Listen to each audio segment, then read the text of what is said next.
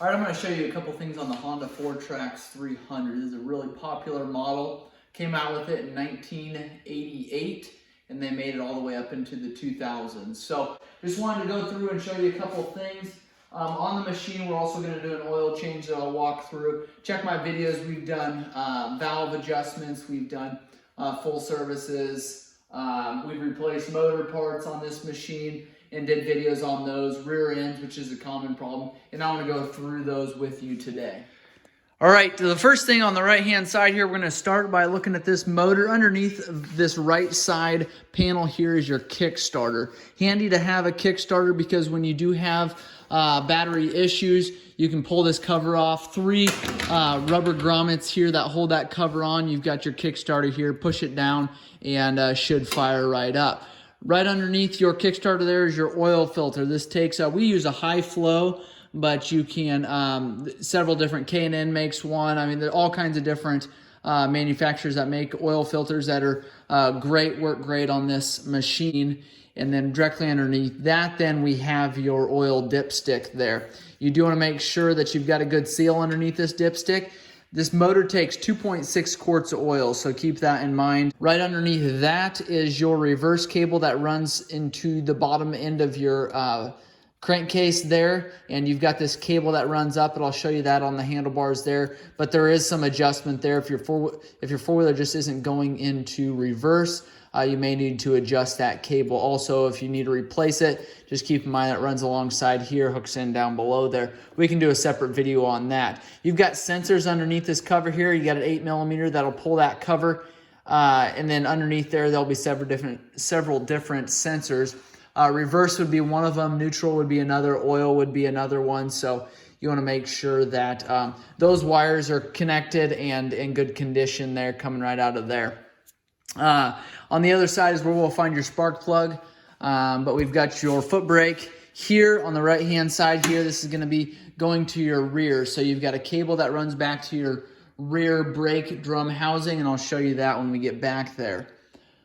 Going on around to our front side here, this is a two-wheel drive model, and I want to show you something on the motor when we get around to that side having to do with the four-wheel drive, two-wheel drive, but this does not have the differential in there, neither does it have the drive shaft. So your knuckles in the front there are going to be slightly different on the two-wheel drive. Tie rods are going to be the same, and you've got some adjustment there. You want to keep an eye on that. If your four-wheeler is pulling to one side or the other, you want to make sure that you adjust those tie rods accordingly. Shock-wise up front, there's no adjustment, so it is what it is. You've got your headlights here, and you can see one of them's faded more than the other one. That does happen.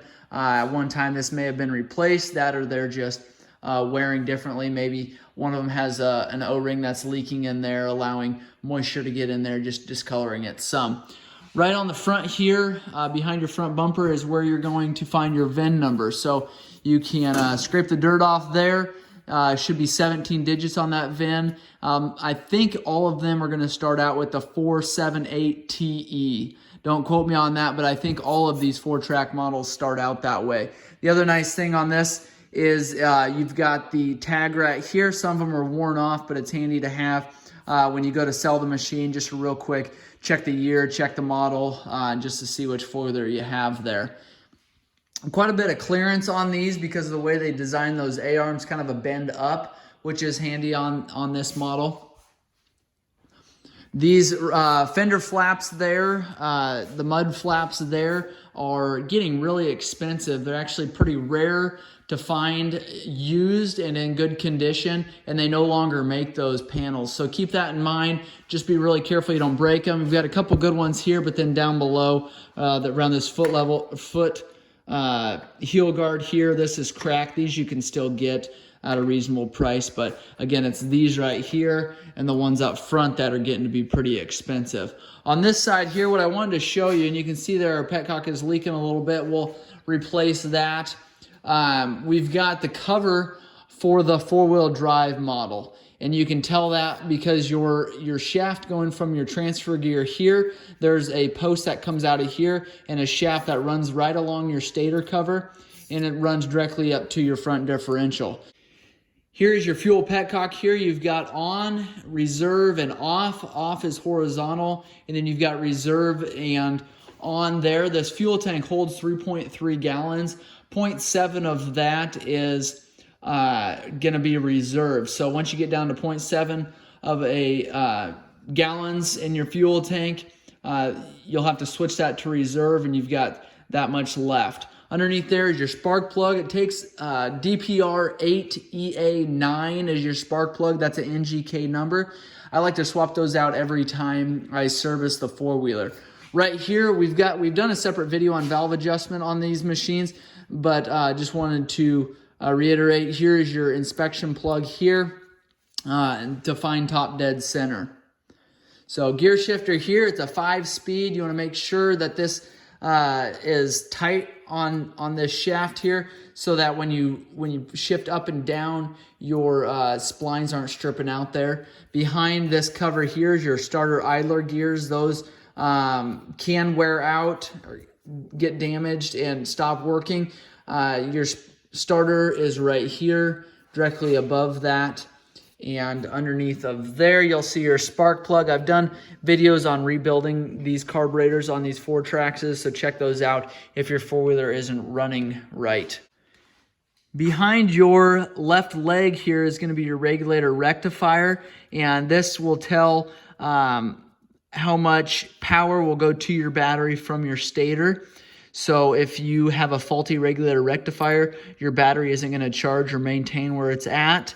And if you've got a bad regulator rectifier, you could potentially be getting too much power to that battery and going to burn that battery up and probably your regulator rectifier already. So you do want to make sure that those are in good condition, and good way to test that. I'll do a separate video on how to test that regulator rectifier, but it's something good to check periodically, or if you notice your battery just isn't staying charged. First thing I would check is that regulator rectifier. Going to your back end here, a common problem on this model, like I discussed earlier, is your rear differential. And what happens here is these splines wear out. You've got a solid axle running through this rear differential, and you've got no oil lubricating the actual splines on this axle that runs through there. So over time, dirt and debris will work itself into this rear differential. The splines kind of behind these two nuts here, and that dirt and debris and water and moisture will start wearing those splines out. You'll start getting a wiggle in your back end. You'll start getting a wiggle in your back end, and your splines are then at that point out, and you'll have to replace the axle and the differential. Some guys have tried to replace just the differential. Some guys have tried just replacing the axle. And you will be replacing both of those parts again before long if you try to do that. You've got a trailer ball here, or a trailer hitch here, that you can put a ball on for pulling stuff around, which is handy. Another common problem with these is these splines go bad behind your hubs here. So you can check those just by, it's nice to be able to put those up on blocks and see if those wiggle back and forth, but it is a fairly common problem that those splines wear out too. Change your differential oil on this machine. You've got a 10mm bolt that comes in from the side here, and you can change that oil by leaving your skid plate on here. The problem is your skid plate gets a lot of oil residue left on there. It'll drip for a while afterwards on your floor there, and it'll just leave kind of a mess. So I just like to pull that off, clean that out really good. A lot of times you'll have dirt and debris down in there anyways. It's good just to clean that out and get it back to good shape again. Your rear brake housing here, you've got the same style of lock nuts on this side, so keep in mind there you could potentially be getting dirt and debris in there as well, causing some damage on your rear brake system there. You've got your cable on the bottom coming from your foot lever, your foot peg there, your rear foot peg on the right hand side, and then you've got a cable coming from your handlebars, and you just want to make sure that these are adjusted correctly. You want to make sure that there's not constant tension on these brake pads, so that your brake shoes, so that your shoes don't wear out very quickly. We've got your rear shock there, and there's no adjustment on that either. We've got a toolbox on the rear here. We've got just a rubber flap that you can lift up there, lift that up. And 9 times out of 10, if you buy a used one of these machines, this lid isn't gonna function properly. A lot of times they pop off just like that. So keep that in mind. It's kind of a common problem, but not the end of the world if that's the case.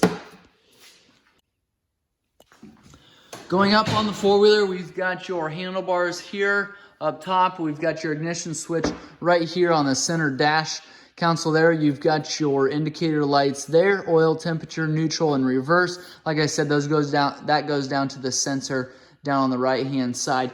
Fuel cap is gonna have on and off. That's to shut the actual vent off to the fuel cap. So you wanna leave that in the on position. It will, if you turn it on the off position, your four-wheeler will run for a little bit and then it'll kill it. So keep that in mind. Thumb throttle on the right-hand side there. You've got an adjustment on your cable underneath this rubber boot here. You've got hydraulic front brakes. I guess I didn't cover that when we were down on the front end there. But hydraulic brakes just seem to work a little bit better. So I'm happy they put hydraulic brakes on these, and they work really well on this one. So a lot of times the foot brakes, a lot of times the cables wear out, go bad, start sticking, and the hydraulic brakes, you just don't have that problem as quick. So on the left-hand side here, you've got a choke, you've got your starter button, you've got your run and off position right there to flip that back and forth, shutting it off. Most of the time I just use a key to shut it off. You don't have to use this switch right here, but it's kind of a quick safety kill switch. And a lot of times people don't even realize those are there. Sometimes kids will shut them off. People will go try to start your machine. It won't start, and you will find out that this was just flipped to the off position. So keep that in mind. Lights, the on-off is up top here. Then you've got the high and low closer to where your hand would sit there. Underneath your seat, to pull your seat, this seat obviously is in really good condition. Once it starts going, once you have any kind of rips at all, your seat just gets destroyed by sun, weather, debris, anything. So pull your seat off. You've got a lever on the left side of your seat there, and you can just lift that seat off. Then there's a couple different mounting positions. Your mounting posts are here in the back, and then it slides underneath here. Underneath this is your air box, and 4 clips to pop that off. You want to make sure you inspect that. I like to clean or replace that every time I service the machine. Underneath this cover here, typically we have 2 10mm bolts there on this cover, and underneath here is your battery. So there is your battery there. We have recently put in a new battery, and we went the cheap route. Wish we would not have done that.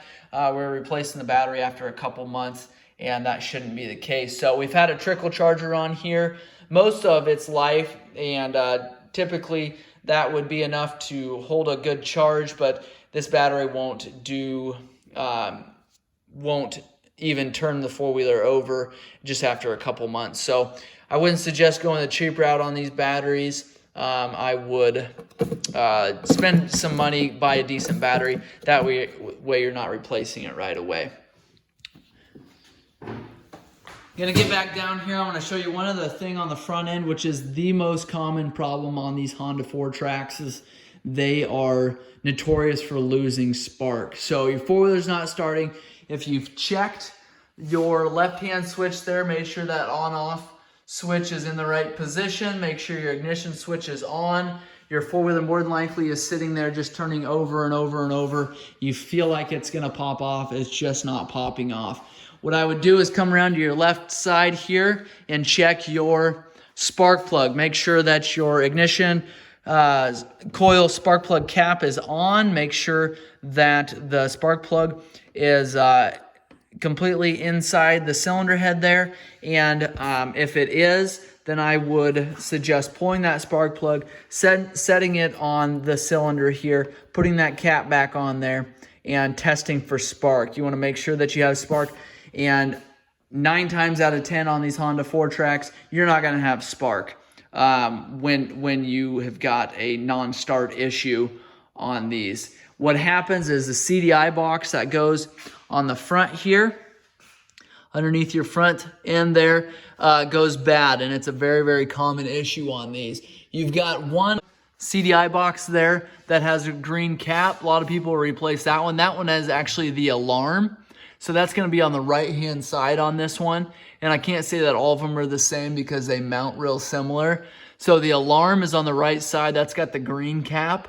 And that one is typically good. Machines is the left box there, that CDI box there. It's a little bit bigger. It's about a 2.5 by, I would say, 3.5 inch box. And I've probably done other videos on this, but that is a very common problem. One little test that you can sometimes do and it works is if you take a pair of pliers or something and just tap on that CDI box, sometimes then you can get spark, and then you know for sure that it's a CDI box. But I'm just telling you right now, most of the time if you've got no spark, it's going to be that CDI box. So just wanted to let you know that before you spend a lot of money researching why your four-wheeler doesn't have spark. So that is the Honda Fourtrax 300. If you've got questions or comments, make sure you leave those below. If you're interested in what kind of oils we use here, let me know those. If this video has been helpful, please like and subscribe. Share this video if you know somebody that could benefit from it. And I appreciate all the comments. Thanks for watching.